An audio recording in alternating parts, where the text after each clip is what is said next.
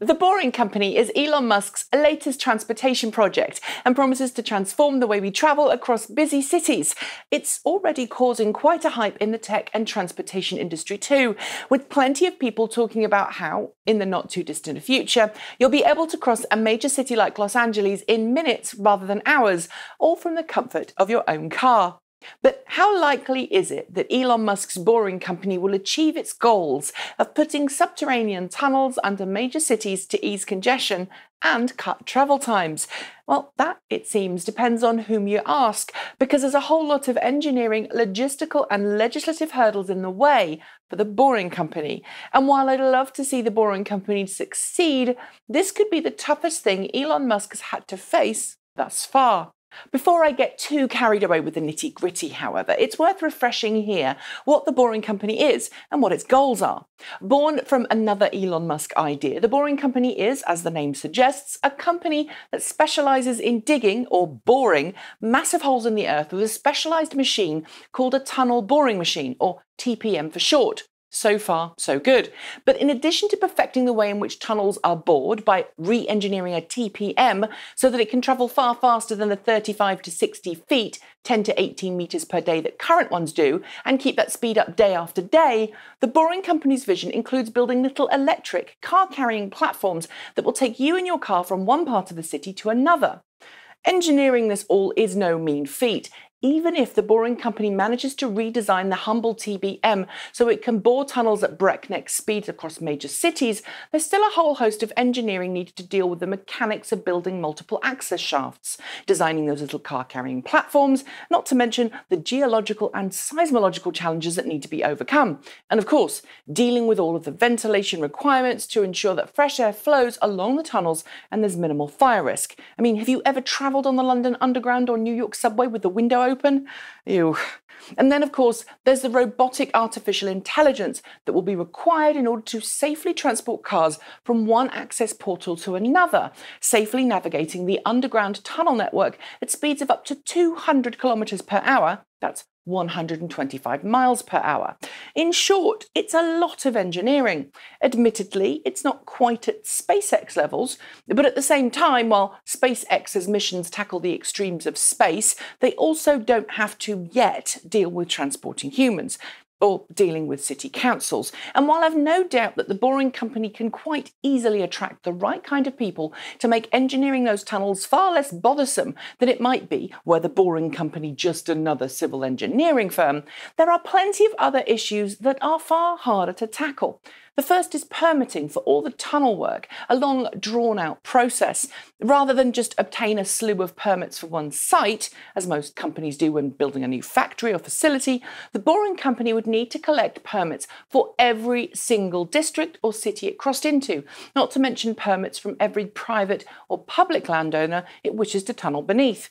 And therein lies the rub, because while cities like Los Angeles are eager to explore the possibility of Elon Musk's latest futuristic transportation vision, others are far from convinced.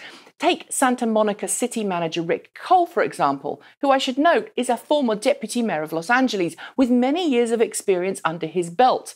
He's flat out told the LA Business Journal that Musk and his company would be laughed out of his office, adding that the Boring Company's idea is nothing more than a pipe dream.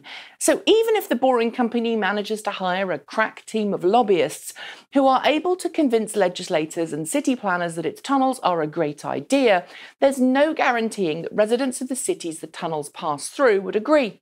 As the LA Business Times reminds us, when LA County Metropolitan Transportation Authority tried to tunnel a $6.3 billion extension to the Purple Line subway under Beverly Hills, there was a massive amount of opposition by residents. It cost the project a massive amount of time, since planners had to deal with a 2012 lawsuit and other delays, which have hindered progress.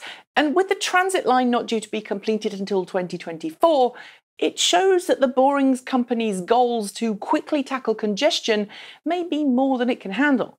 And if that wasn't enough, consider what would happen were the Boring Company to extend its operations overseas to, say, Europe. There, it would not only have to deal with an already congested underground landscape, but also be required in many places to pay for and carry out extensive archaeological digs along any proposed tunnel routes. An example of this would be the London Crossrail project, which, when it began construction in 2009, included sending more than 100 trained archaeologists to sites throughout London, excavating, examining and recording everything from Roman roads to ancient burial sites and even plague mass graves. And the project is still going on. In defending the project and acknowledging the challenges that lie ahead, Musk told the LA Business Journal via Twitter that we can either give up and hope and sit in traffic hell forever or try something new. The odds of success may be low, but they're better than zero. And I've got to admit that this kind of attitude, the better to try than not, is what made Tesla and SpaceX so successful to date and so compelling for both investors and fans. But just as Tesla has taken many years to get to where it is today, I don't expect the Boring Company to be in a position to generate a profit for many years, even if it manages to obtain everything it needs to construct its first tunnel. And therein lies the rub. Were we evaluating businesses on their ability to help save the planet, make life better, and push us towards a more equal utopian future, Tesla, SpaceX, and the Boring Company would already be worth trillions. But while money talks, and many in the business world ignore the environmental benefits of such endeavours like these, it's going to be a hard slog for the Boring Company to make headway. Do you agree? Will the Boring Company ever make a tunnel under Los Angeles? Or is it just too much of a challenge? What about elsewhere in the world? And what would help it succeed rather than fail?